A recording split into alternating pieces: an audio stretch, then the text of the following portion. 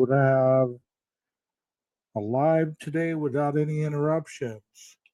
What I say here is strictly my opinion.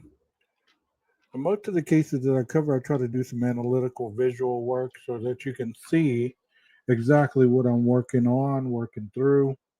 Tonight I decided to go and discuss Elliot Rodger. I'm going to have a couple guests come up here in a little bit once they get here.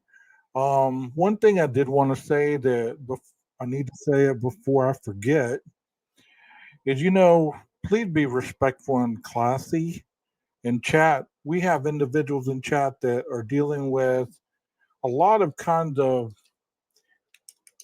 triggering things sometimes. You don't know what people's mindset is on a daily.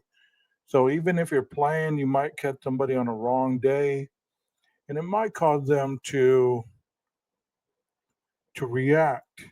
So please be mindful, be classy, and mods, if you will. If I give you the okay, you can go ahead and time someone out. If they continue to do it, feel free to block them because this is not the platform for it, and I won't put up with it. I understand the difference between playing around and sarcasm and things like that, but if it's blatant disrespect, I won't put up with it. So, without further ado, I'm going to bring my guest to the panel, and we're going to have Kim from Typically Unique and Nina Kelly. So, here we are.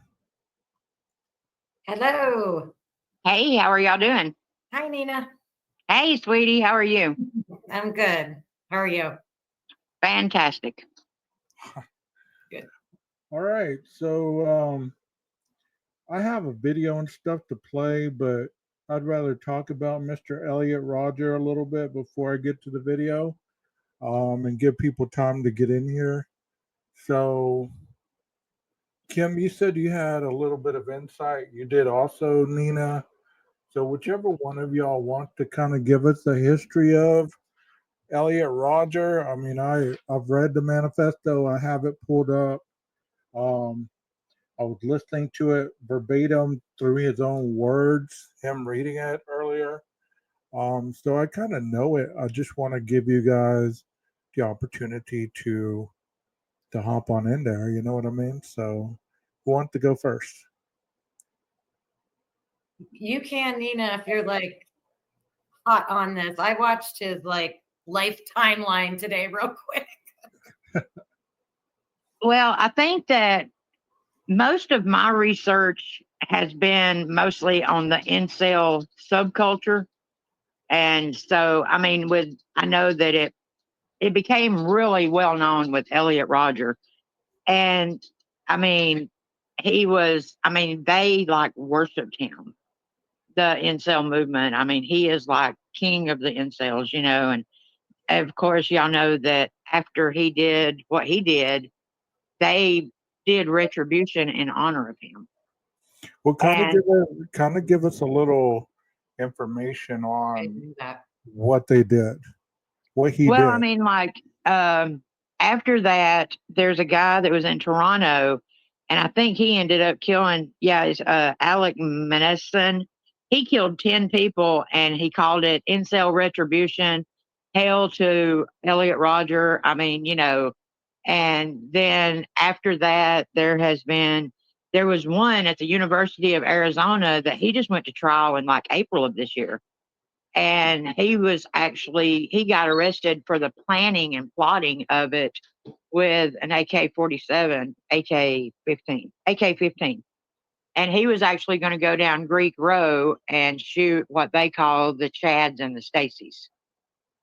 And it's all, I mean, they do it like in honor and remembering Elliot Rodger.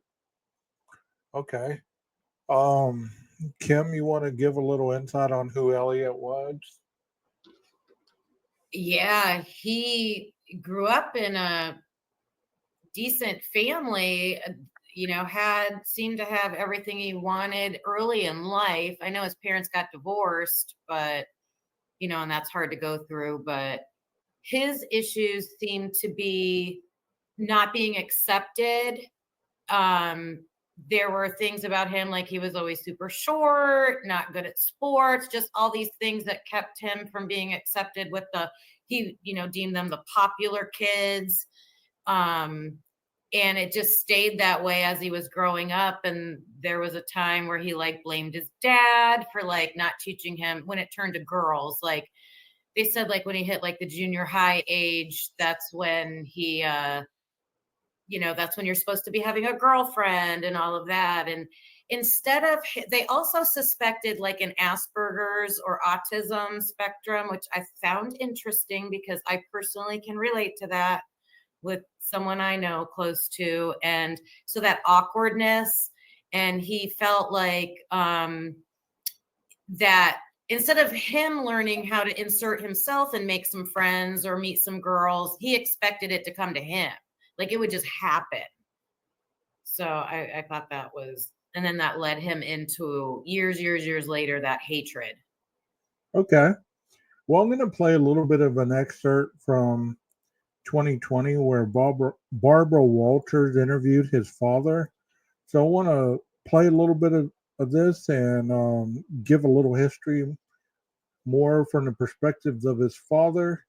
And then we all can continue to discuss it. So here we go. Elliot Rodger, the 22-year-old who went on a killing spree in Santa Barbara last month. The work of a madman. 13 wounded, 7 dead, including himself.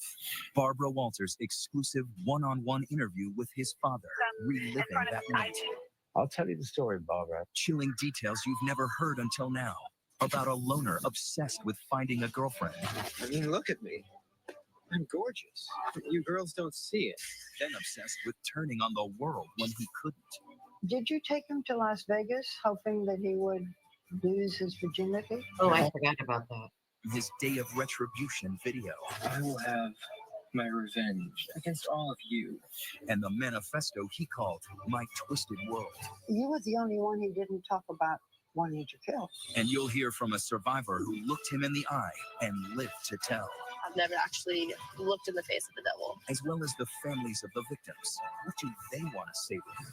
Tonight, The Secret Life of Elliot Rodger. How do you mourn a child whom others vilify? Here now, David Muir and Elizabeth Vargas. Tonight, a 2020 exclusive about something that was happening exactly 5 weeks ago at this very hour.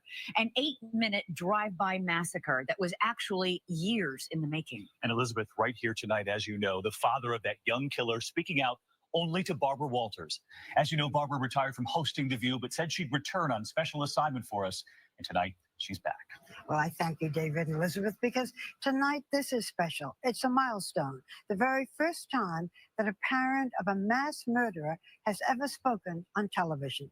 Peter Rodger tells us he is doing this to show other parents the warning signs that he missed and what changes we desperately need in the mental health care system so that no one has to go through the night that changed his life and so many others forever.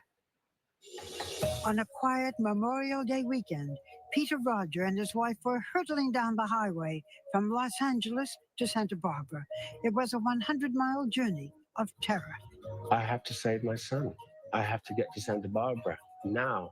Peter Rodger had just seen a disturbing video that his son Elliot had posted on YouTube. I hate all of you. I can't wait to give you exactly what you deserve. Utter annihilation. What went through your mind?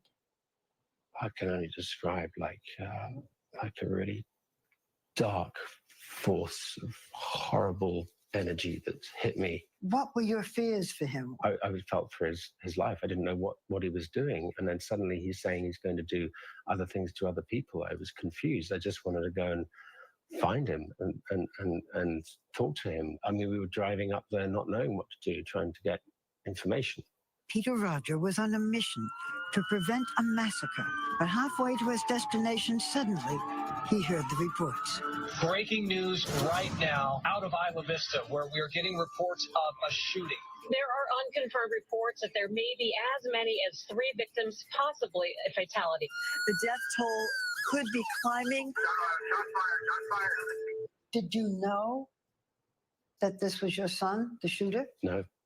God, good Lord, no. We were just driving up there in absolute fear for him and confusion. Witnesses say a BMW with 2 people inside had people open fire and also run over people. I was hearing, reports of a black BMW, and I was going, oh, no, no, no. And we were on the phone at the same time to the police, and they were saying, we don't have any information for you, no information. The driver of that BMW was his 22-year-old son, Elliot. Santa Barbara County Sheriff Bill Brown is calling the mass shooting the work of a madman, but say at this time, the threat appears to be over and the suspect is dead. 7 people died that night, including the shooter, Elliot Rodger. 13 others were hospitalized. For Peter Rodger, those memories are a waking nightmare. How are you?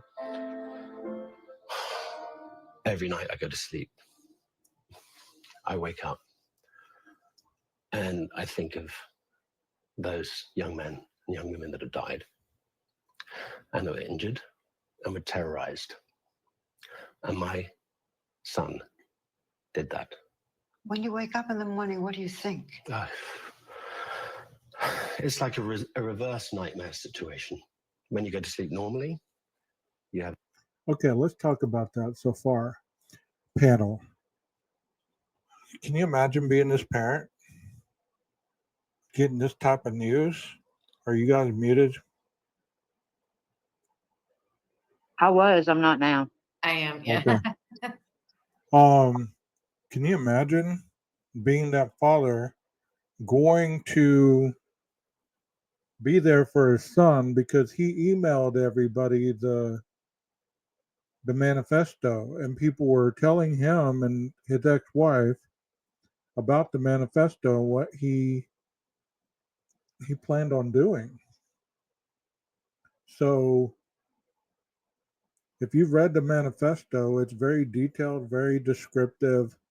I mean, it's terrible to think, not only for Elliot, but for everybody involved. I mean, if you read that manifesto, you're going to see a very tormented soul, very troubled person. And I know that they focus on the fact of the sexual nature, but if you read that manifesto, you're going to see that it's going to be more than just that. Wouldn't you agree, guys? Oh, yeah. Did they say when did his dad get that? How much time did he have to act? Or was it like after the fact? No, he was on his way. Like, Okay, so it was like, yeah. Yeah, his dad lived probably 35, 40 minutes away, and he was on his way as the shooting was taking place. Yeah, that's too late.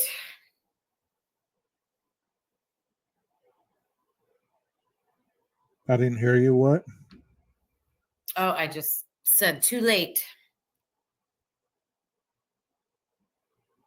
Can you say that again? Am I?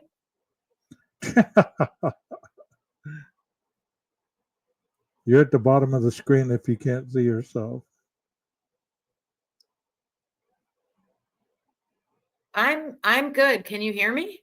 Yes, I can hear you. Say what you said again, please. I just said that it's just unfortunate that it was too late like that, because I know that he sent out, he planned it that way. I'm going to put up my video, send out the emails, and then I'm going. Well, even before this, look, he was going to go kill his stepmom, kill his little brother, and then he had already killed his 2 roommates and another person that was just a friend of the roommates. And that was kind of like the practice run. The police had came by probably, I would say 3 weeks before on a wellness check because his mother stumbled upon all his videos on YouTube that were talking about how much he hated women and the hatred he had toward everything that was going on. And she had a wellness check done on him. Well, at that point, he had guns and knives and everything all in his room. The police didn't come in because he convinced them that everything was okay. So they kind of said, well, just a college kid, you know, he's probably going through some stuff. And they took off. Little did they know he had an arsenal in there and a knife and everything else, and that led to this point. That's the unfortunate thing. Like, I know it would be easy to like look at the mom in that situation, but he's over 18. Parents can't do anything. That mom did the only thing she could do in calling the authorities. Right, So, right. and then you can't blame them either because he convinced them. I don't know. What were you going to say, Nina? Well, I mean, I know that he also put out his retribution video to YouTube. Yeah. Mm-hmm. Yeah. I mean, that's just sad because he would. I'm not going to reference any other cases tonight. I mean, if y'all want to do the math on how it correlates to other crimes that we talk about and things of that nature, that's up to you. But, you know, he would drive around at night. He'd be videotaping couples. He would go to his favorite spot, and then he'd see people making out or whatever, and he'd be recording a video at the same time, like, oh, they ruined my spot, and this and that and the other, and they all need to die, and all this other stuff. I mean, it's like he became fascinated with the urge to annihilate couples, and especially females.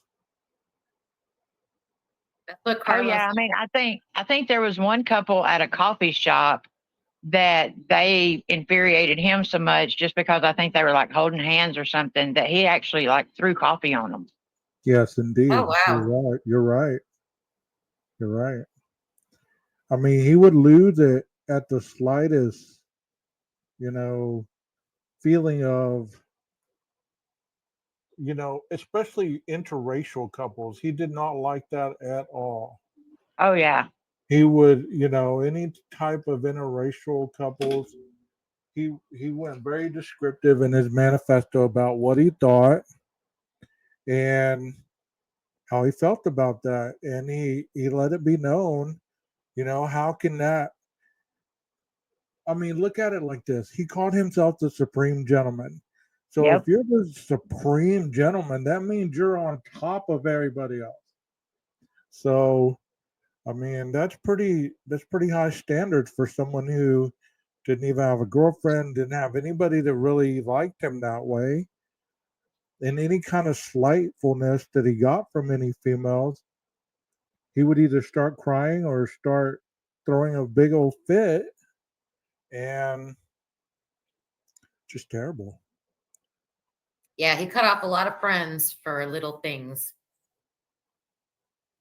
Well, I I mean, you remember, know, he also, I mean, with not only the incel mentality is the entitlement of what he felt he deserved and everything. And I think I had shared with Gage one time about him buying a lottery ticket.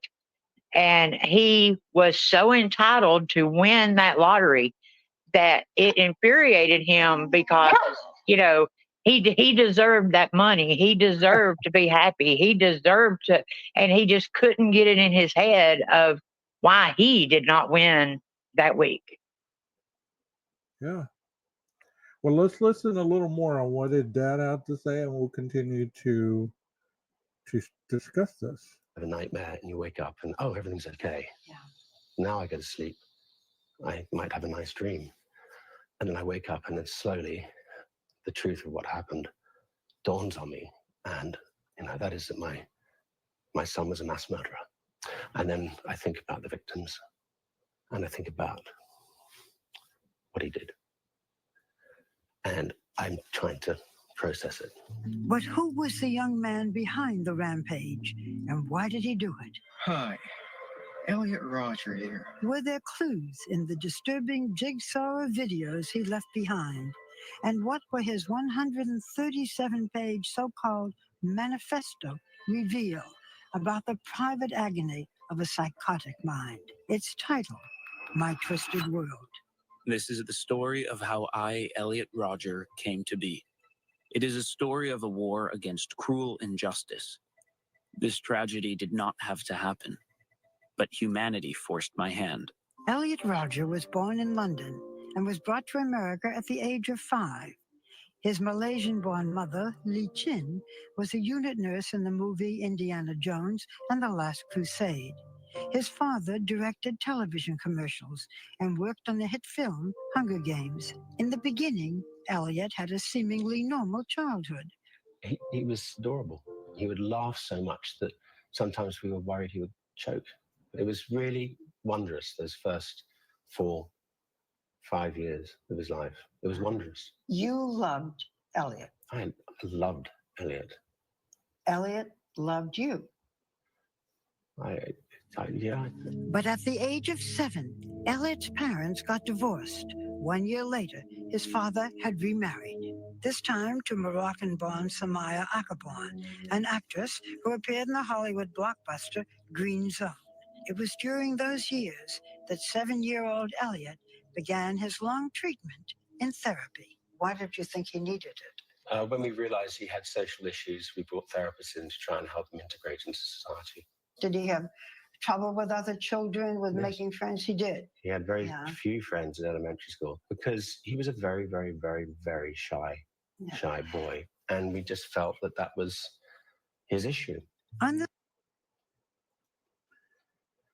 Hey, Kim, have you seen those types of behavior that he's talking about in the classroom based on your experiences? Oh, yeah. Yes, I had a student just this past year that is very disturbing. Was very disturbing to me. Luckily, he's going to go to a special school next year because everybody sees it. But yep. Can you give any examples without going and breaking their confidentiality? So, what was the dad speaking to at that part? He was talking about how Elliot didn't really interact with kids, and he didn't have a lot of friends. He was very Okay. shy. Yeah, so I have seen kids that they want the friends, but their actions are obnoxious. Like they would exhibit the opposite behaviors of what would attract friends and then wonder why they don't have friends. Okay. Quiet kids too. But I what I've noticed is a lot of the quiet kids I saw were keeping to themselves because they wanted to keep to themselves. It wasn't I want friends and I'm sad about it. It was not that. How about you, Nina? Have you experienced any run-ins with younger children that exhibited that type of behavior? I can say I haven't. I don't. I mean, no. I guess I've never seen anything like that. I mean, not. No, I haven't. It's very predatory. Like once he became, he was quote unquote normal until he started being exposed to his parents divorcing, his father marrying really quickly, seeing how his father was able to just jump from one relationship to the other. So he thought, hey, dad's a good looking guy, blah, blah, blah. So he started viewing the world through the wrong type of lenses, Kim said this is why these types of kids need a speech pathologist and behaviorist at a young age for intervention. The Yep. father said they took him to therapy, but I don't know how the therapy went. I wonder if he's going to stay here in a minute. So let's go ahead and see if he does. The surface, Elliot seemed destined for a life of success and privilege. Peter Rodger's work gave his son access to Hollywood's elite. From an early age, it was a world he longed to join. My little 9-year-old self realized that there were hierarchies, that some people were better than others. Jealousy and envy. Those are two feelings that would dominate my entire life and bring me immense pain. By any standard, the Rodger family was living the good life. But those tantalizing glimpses into Hollywood's inner circle would always leave Elliot resentful and wanting more. Did he blame you for the fact that he wasn't a rich kid? He just had illusions of grandeur. Even if he couldn't make it himself, he wanted to feel in a position where we would somehow provide it for him. The relationship that Elliot shared with his father had always been complicated. Peter Elliot was the Mount Everest his son could never reach. You are a very good-looking man. Did he realize that? Did that please him? Was he? He was jealous of me, the way that I looked. The shy young boy harbored fear and self-doubt. His parents moved him from school to school, hoping but never succeeding to help Elliot fit in. There was some question about whether Elliot was autistic. He was never formally diagnosed, and there was a suggestion that he might have been high-functioning Asperger's. And, these were because of traits. For instance, there was a certain OCD about him. There was a certain, like he'd always put his plate in the same place. He'd like to wear the same clothes every day. Elliot really was a very high-functioning human being. If he was sitting here right now, you would think what a polite boy he was, but yet he had this thing going on inside of him. What his parents didn't know was that Elliot, even at the age of 10, was hiding a secret that would someday transform a shy young child into a cold-blooded killer. This is the horror story. This is the American horror story, or the world's horror story, is when you have somebody who on the outside is one thing, and on the inside is something completely different, and you don't see it. Next, did his parents not see the warning signs hiding in plain sight? There's a certain pattern. And you missed it. When 2020 returns. 2020 continues. Once again, Barbara Walters. When the story about Elliot's shooting spree first broke, the videos and so-called manifesto he left behind provide a rare glimpse into a mind broken by mental illness. Oh, check it out. There's me. At first glance, Elliot Rodger seemed like any other college-age kid. Look at how fabulous I look. Bragging about designer clothes. Worth $300. Giorgio Armani.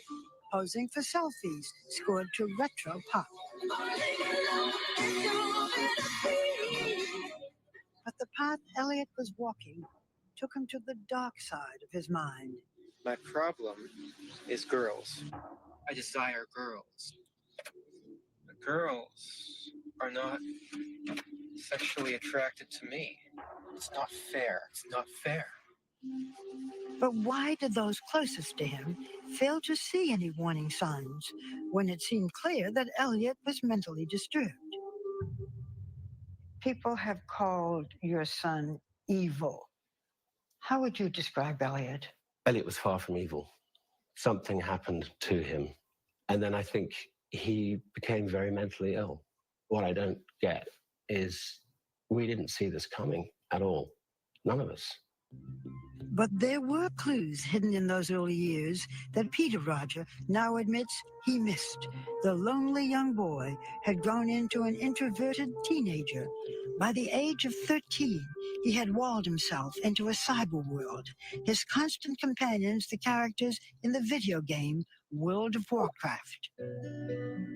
In high school, Elliot was a loner, bullied by his peers. They threw food at him during lunch and shoved him into lockers. I was an innocent, scared little boy trapped in a jungle full of malicious predators, and I was shown no mercy. He was afraid of boys and girls. He felt he had an inability to get along with them. And this is when we realized that he had a real fear of other human beings, of other kids his age. Elliot fled from 2 high schools before finding refuge at a tiny 100-student school called Independence High, a school with a mission to help troubled children, like the boy they called our Elliot. There was never a time in working with him or knowing him that I ever felt like his inability to interact socially would ever have led me to believe that this kind of rage was building inside of him. Never. But the isolation hit a firestorm of frustration and anger. Its target during those teen years was sex. Finding out about sex is one of the things that truly destroyed my entire life. Sex. The very word fills me with hate. I would always covet it. I would always fantasize about it, but I would never get it. Elliot had always been fascinated and repelled by sex. His first glimpse of pornography horrified him. I couldn't imagine human beings doing such things with each other.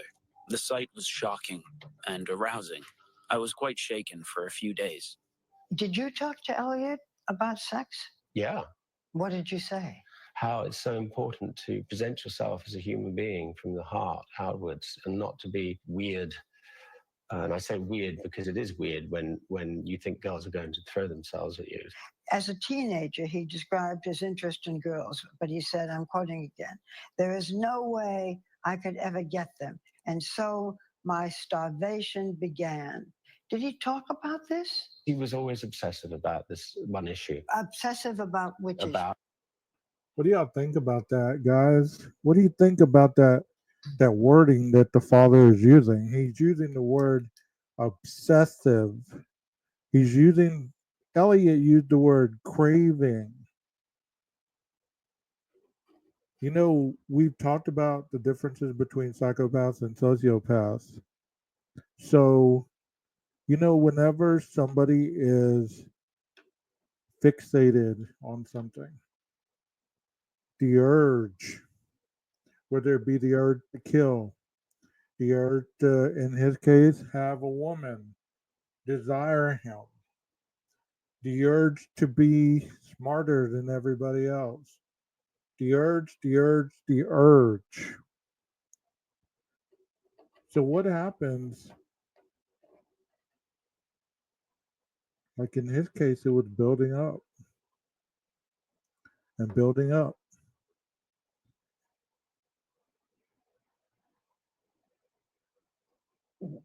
You have the background in the mental health industry. Where do you see, because if they had him in counseling, you know, there could have been medication.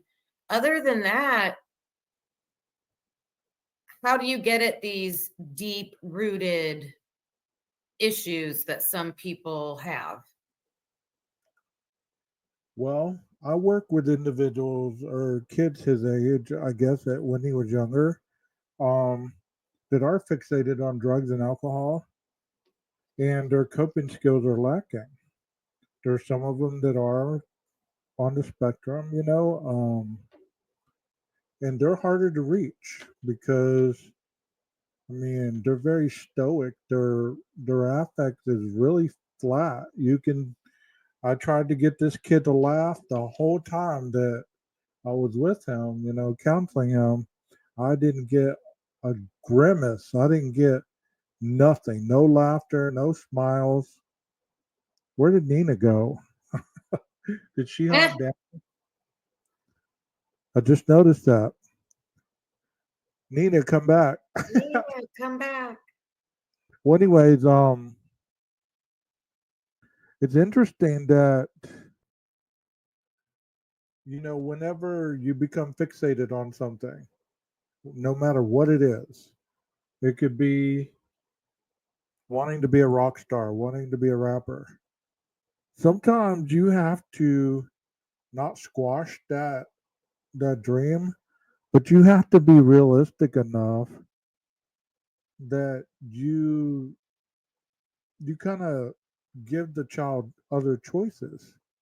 You give them other avenues just in case their dream of being a rapper or being a musician or whatever doesn't come into fruition. That makes sense. Hmm. This is just such a tricky area when you're looking back after something happens, because there's so many pieces involved. The parents, the medical community that could have helped, but if Elliot himself wasn't talking and expressing anything to anybody, people aren't mind readers. Hmm. So let me ask you this: if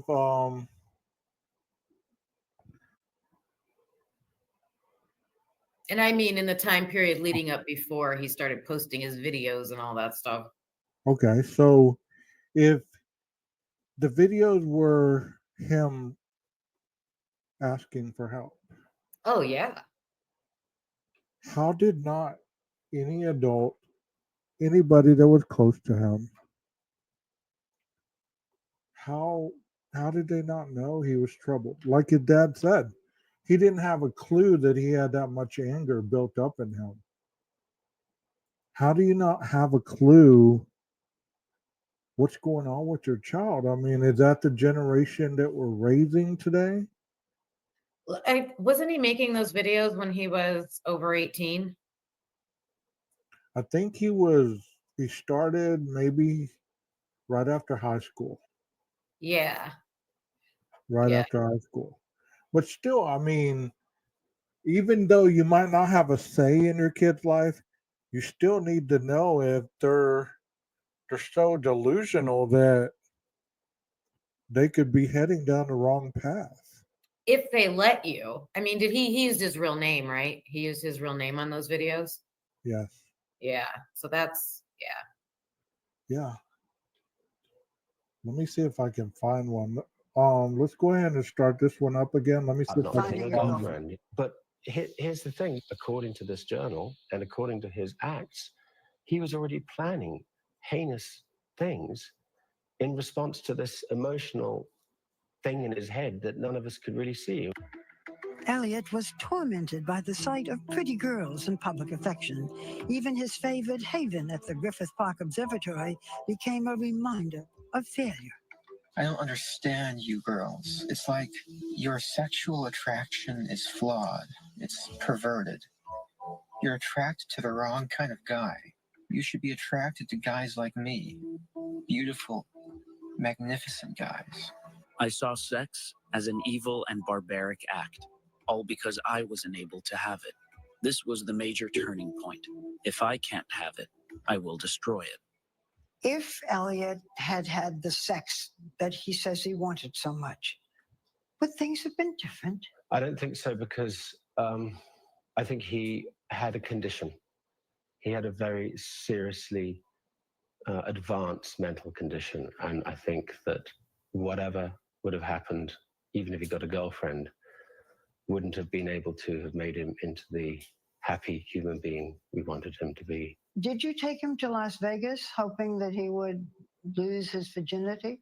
No, I suggested to him that perhaps, if his blocking point was having sex, then perhaps, in Las Vegas, there might be an opportunity where it's legal for him to have sex. But he didn't want to go? He didn't want to go because he wanted to be loved for his heart. Retrospectively, I think it wouldn't have helped at all. It wouldn't have. No, because retrospectively, I realized how sick he was. But you can have these same things and not have another Elliot. You can have kids who are frustrated and don't have girlfriends or boyfriends or. No, but when you put the combination together, there's a certain pattern. And I think it's important to talk about those And patterns. you missed it. God, yeah, too right, I missed it. I wish I could turn the clock back for the victims, for our family, for all the scars out there. By the time Elliot reached his 18th birthday, the shy young boy had vanished, leaving only resentment and anger. Too terrified to approach young women, it was easier to hate them. That's a problem that I intend to rectify. Let me address something that's going on in the chat right now. You're talking about the gym. He did go to the gym. He started working out. He started every time he would try to do something to change the way he looked. He would dye his hair blonde. He would, early on in life, he started skateboarding. He started doing all these things just to try to fit in. And what ended up happening is it didn't change the outcome. Like his dad said, he thought the world was going to come to him instead of him going to the world. It's kind of like he thought, if I bleach my hair blonde, all these girls are instantly going to flock to me. If I become a skater, all these girls, popular girls, are going to flock to me. Didn't happen. He got the BMW. He thought, all these popular girls, sorority girls, are going to flock to me. It didn't happen. So, I mean, I get what y'all are saying. I mean, it's very, like his dad is talking about the mental health. I'm curious to see what kind of disorder he had. Like, was he able to be cured of that, or was it just uncured and unmedicated? It doesn't even sound like he was diagnosed with anything. And I've been through this with someone close to me that I was in charge of their care. And, when you go in and just talk to somebody and they observe you for a couple days and then they just label you, you get labeled with something. I wish there was testing. I wish they would do brain scans. I wish they could do something more systematic to come up with, more medical ways, because it's too hard. It's too hard and things slip through the cracks and parents don't know. It's Well, easy you're right. to blame the parents. It's easy to blame the parents, but that kid was in front of teachers. He was in front of medical doctors. He was in front of all those people that saw his videos online. It's a lot of people. And all people did to him online would just ridicule him and make fun of him Yeah, even more. So, that's horrible. Let's go ahead and watch a little more. I, in all my magnificence and power, I will not let this fly. It's an injustice that needs to be dealt with.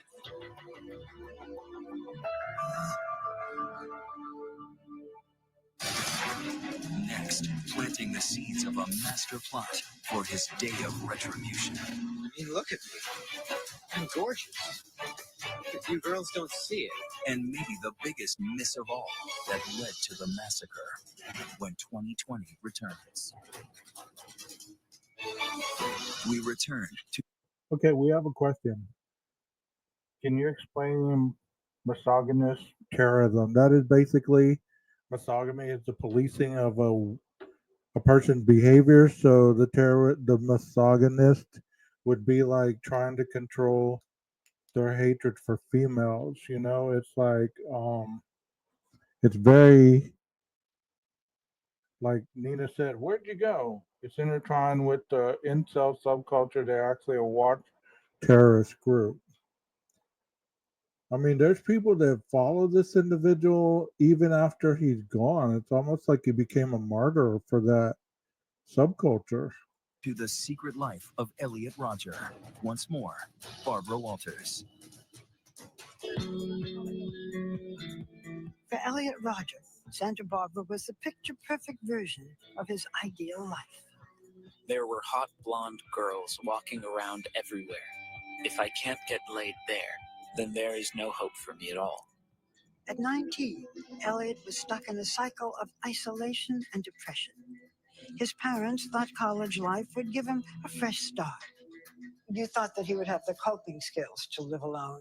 I thought that by putting him out there and giving him independence and integrating him into a normal society would very quickly help develop the skills that I thought was lacking in him. Did you inform anyone, either at the college or the parents of his roommates, that he had mental problems? I didn't see any reason to, because as far as I was concerned, he wasn't a threat to himself or anybody else. But left to his own devices, Elliot Rodger's behavior would soon escalate from strange to savage. Simon Astaire is a longtime friend of Peter's. I got a sense of a boy who was unable to communicate. So there were signs, you thought, of maladjustment? He was unable to engage, and it was difficult to engage. And I saw lots of people trying to engage with him. I don't understand why you're so repulsed by me. Soon the old resentments would return. Enraged by the sight of young lovers, he acted out for the first time, throwing coffee on one kissing couple at Starbucks. I had never struck back at my enemies before, and I felt a small sense of spiteful gratification for doing so. Feeding on that fulfillment, his thoughts began to take a more diabolical and dangerous turn. The day of retribution had been born. It was only when I first moved to Santa Barbara that I started considering the possibility of having to carry out a violent act of revenge as the final solution to dealing with all the injustices I've had to face at the hands of women and society. His anger, now targeted at women, drew him to misogynistic websites, online forums where he once wrote, "Start envisioning a world where women fear you." He sent you links to these websites. I was disgusted and I called him up and I said, Elliot, why are you going on these websites? Yeah. This is negative, this is evil, and you shouldn't go on that. But that didn't work. It didn't work. And I had no idea that he had such an inbred hatred, this misogyny. But despite his deepening hatred of women, Elliot told his father that he was obsessed about losing his virginity. I would say to him, there is no shame at all in not losing your virginity at a later age. Some people never do. Some people go into the church and choose chastity. He would say, "I can't get a girlfriend?" He would say, they're never going to like me because I'm not 6'2", a jock, sporty guy. He did say to me once, I wish I wasn't half Asian. I never realized that he was so racist. Thinking, why aren't I white? Correct. Elliot's life had become a volatile mixture of desire and denial. And last summer, yet another sign of violence. Frustrated after being ignored by girls at a party, he tried to shove them off a 10-foot ledge. He got into an altercation verbally with a couple of girls, and then he was picked on, and then he was thrown off the balcony. But it turns out that he was trying to push girls off the ledge. In 2020 hindsight, I can imagine that might have been the case, and that upsets me to the core of my heart. He was such a good liar. He was such an incredible liar. Perhaps Elliot was even lying to himself, repeatedly refusing the advice of therapists, at least one of whom had recommended medication. But Elliot would say, I'm not sick, I'm not going to take that. And because he was of an adult age, he refused to not only take that medication, but refused to go back to see that particular doctor. Okay, that kind of gives the dad's perspective.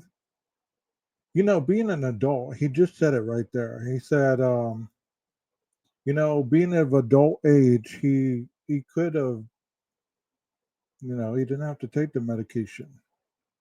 He could have refused it, which he did. let's watch a little bit of Elliot's perspective. These are some of Elliot's videos, and let's talk about this here in a minute. Rodger's YouTube videos that he released before committing his attack, but there were many videos he didn't publish that were on his innocent people. Elliot Rodger was bad. Okay, now that that's over with. So I'm going to show you his new videos in chronological order.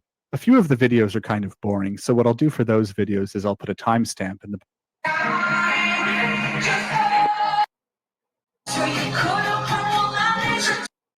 answer. Well, it turns out that Elliot Rodger actually mentions this in his manifesto. The weekend that I visited home was quite an eventful one, and I had been looking forward to it for some time. On Sunday, We don't want to hear all that.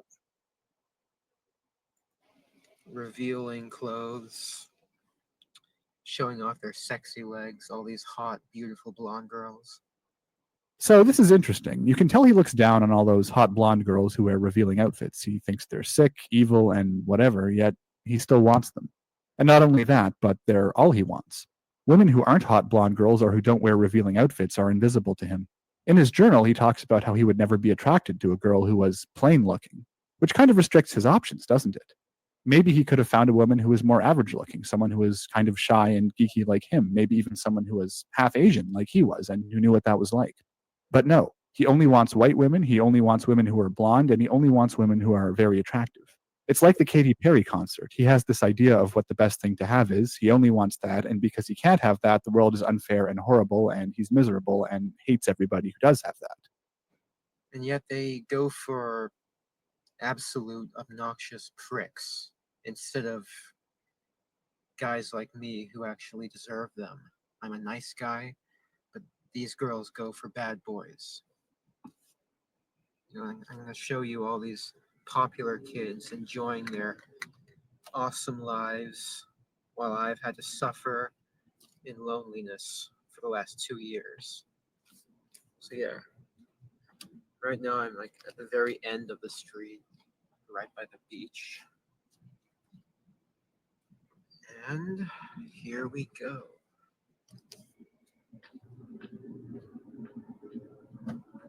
This is the quiet part.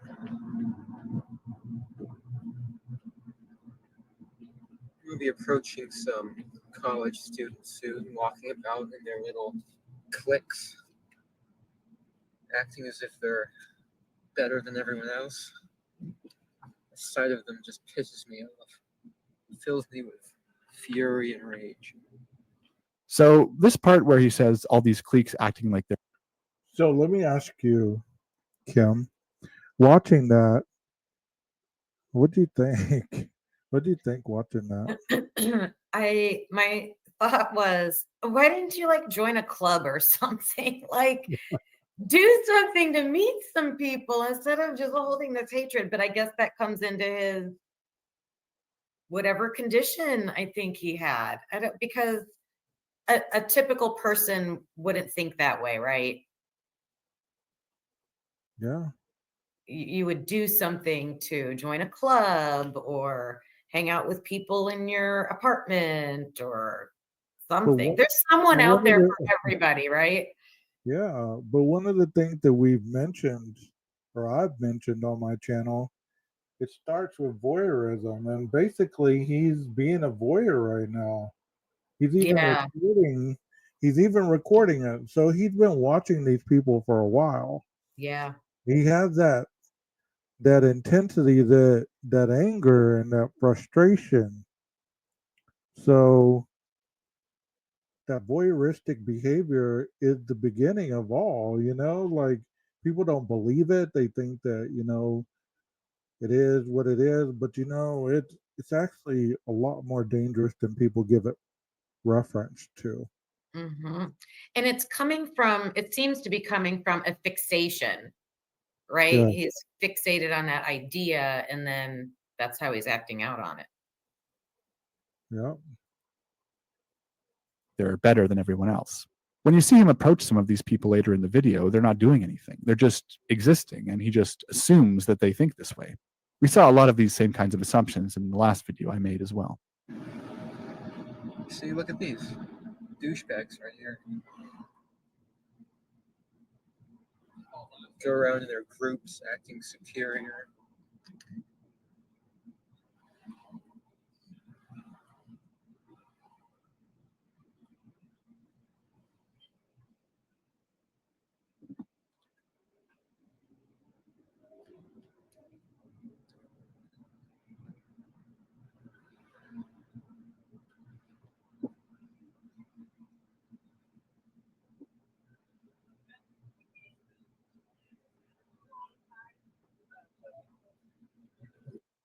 You know what comes to mind while I'm watching this? I'm wondering how more prevalent this is on college campuses.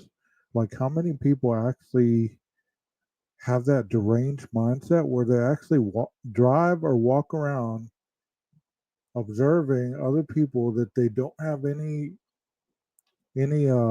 correlation with, and they think all these things that really are not reality. Yeah. Like we just saw a group of boys walking by a trash can, and what did he say? Look at these douchebags, Mhm. all in their cliques. So he is reenacting thoughts that others have given him in his past, the bullying, all this other stuff. And I know a lot of people don't believe in the, as they call it, psychobabble stuff, but you know what? All this does have a correlation. And if you really study it, it does manifest into people's reality that have um, mental health issues or issues with superiority, which obviously he did. You know, he believed he was supposed to be the one that got the girl that was supposed to be riding around with him in his BMW, the blonde, whatever, whatever, whatever.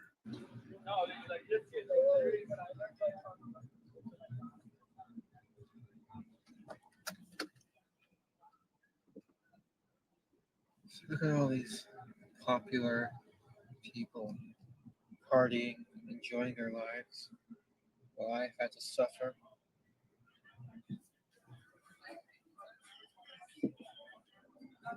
Yeah. They would never invite me to join them. I've lived here for 2 years and I've never been invited to a party.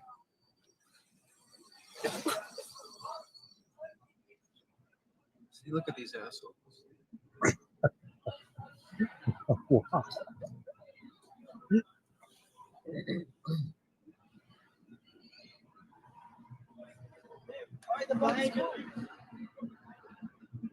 See this.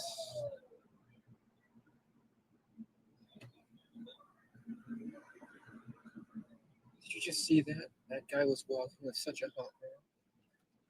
See all these people here.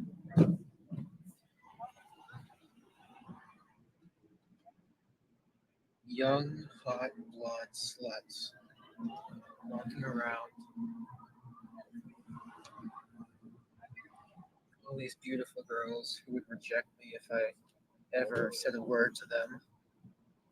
I hate them all. Okay, so Elliot Rodger said earlier that What do you think? I don't know. I don't know. Like, What does Carlos think about this? Where is Carlos? he's doing work. Oh, He has okay. presentations he has to get ready. Yeah. Yeah. I don't know. Carlos and I relate very personally to this. We've gone through a lot of things like this. So a little triggering, but yeah, I just, until we figure out a healthcare system where we can identify and treat, these things are going to keep happening. You know, Chad, I was asking you guys a couple lives ago what a creepy dude was to you. Is this the definition of a creepy dude? Kim, I think y'all were in that live. Do you think this is a creepy guy? If you saw this guy riding around with a video camera videotaping people, Yeah, that's creepy behavior for sure, but he's kind of hiding himself from everybody. Yeah, yeah. Yep. Let's watch some more. Goodness. That nobody's ever invited him to a party and how unfair that is. And now he's talking about all the gen around the town of Isla Vista, and it never worked, and he didn't understand why. Now, that's a very sad situation for a young man to be in. Luckily, Elliot Rodger had social skills count. He ended up deciding it was because all women were bad. So that paints Elliot Rodger's misery here in a different light. As sorry as we might feel for him for not knowing how to ask women out, he had opportunities to get help for that, and in his arrogance chose to disregard them all. So it was kind of his own fault.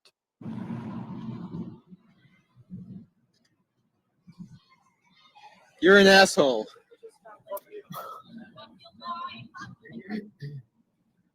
Well, that was nice of him. You can see he's getting bolder and escalating his behavior, although you may have heard his voice waver a bit when he did that. He said you're an asshole. You can see how his behavior escalates.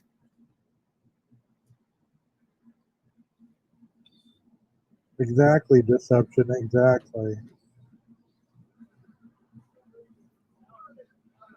Hey, Kelly. All these people think they're better than me. I'll show them. It's worth noting that this video was made a month before his attack, so he was already planning to commit it at this point.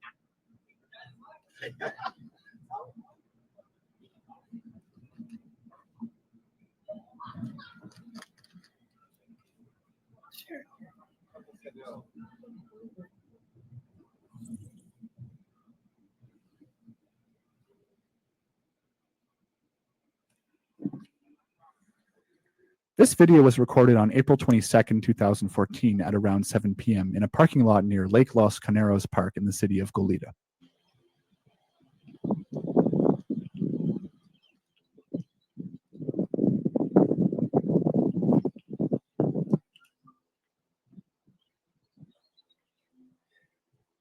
Just took a nice walk in the park.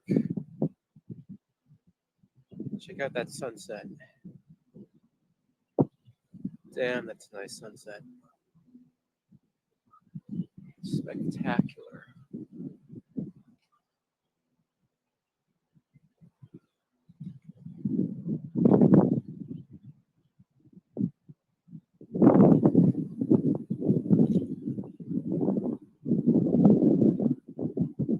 I love how it shines in my car.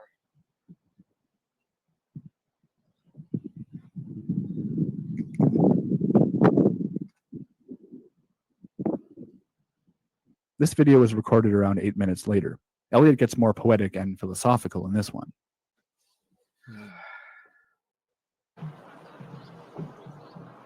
I like this one. That's why I'm showing this one. Let's cut it up.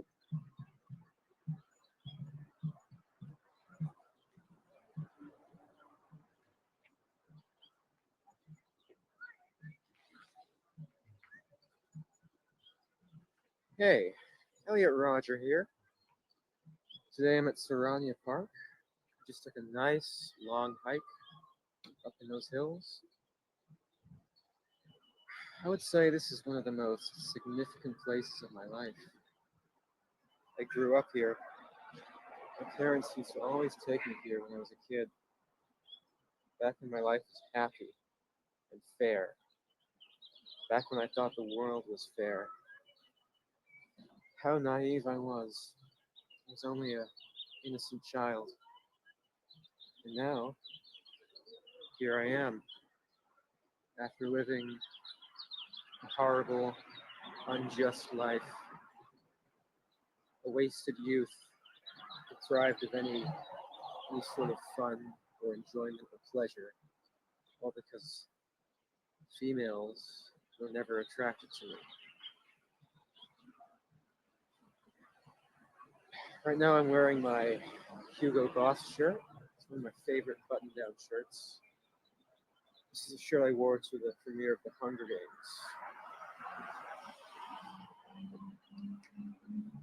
I look fabulous. And yeah, I did walk on the red carpet on that premiere. It's quite an experience indeed. Indeed. Sunlight's about to fade, so I'll end this video soon. Yeah. Childhood.